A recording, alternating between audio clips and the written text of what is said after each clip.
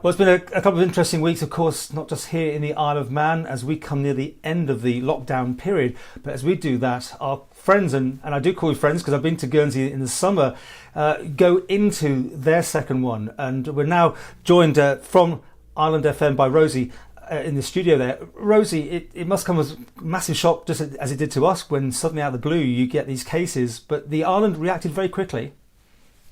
You're right, Paul. It was a huge surprise. I found out yesterday morning, just before 8 o'clock, an email popped up saying, urgent, please get this information out as soon as possible. We've got 4 cases. We're not sure of the origin yet. That news was disseminated very quickly. And I have to say, credit again to the people of Guernsey, because within the hour, people were socially distanced in supermarkets. All of those measures that we remember from back in March kicked in incredibly quickly. And there's a high degree of community spirit here. Everybody just wants to do the right thing. And so now we're back in lockdown and fingers crossed that it's going to be short and severe and that we'll be back to life as normal as quickly as possible. I know there's been a lot of interaction between yourselves and the Isle of Man. I was watching your press conferences and you've been watching what we've done, the sort of circuit breaker, which appears to be what you're going for there. It does. It's the Chief Minister announced yesterday that it will be initially 2 weeks, but he did confirm that it's indeterminate. It depends very much what's going to happen, what happens in the next few days.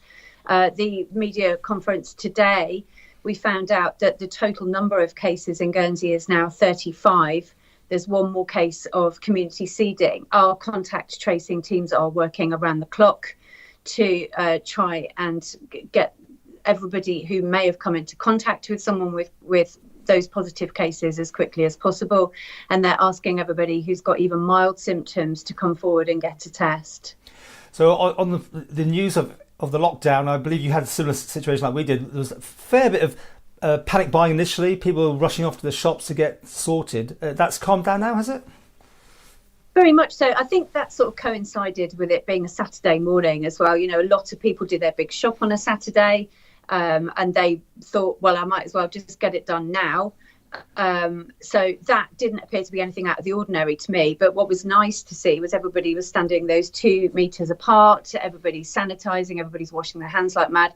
People have brought these face coverings out of nowhere, which is kind of new for Guernsey. That wasn't a thing before. So there was also a message from government quite early on saying, please don't panic buy. We are an island. We do rely on freight from outside bringing our supplies to us, but those supply lines are strong and there's no reason to suggest that they're going to be affected during this lockdown. Well, as you may be aware, we're now sort of phasing down. As from yesterday, we're now allowed to meet people in the garden 2 meters apart, not inside yet. And if all goes well, Monday the 1st of February will be fully back to life as normal. It's been quite incredible for both our islands, hasn't it, to be living through this normality of a bubble that we had, and especially when we had our air bridge, that these 2 islands have been so well at keeping this thing at bay. It's been very surreal to be here. I'm sure you found that as well, to be living it's somewhere where we enjoy relative normality apart from travel outside our borders, but watching how the cases have gone up in the world and then down and then they've sort of re-emerged and then these variants, it's something that we've been very mindful of, how lucky we are, as I'm sure you have over there in the Isle of Man.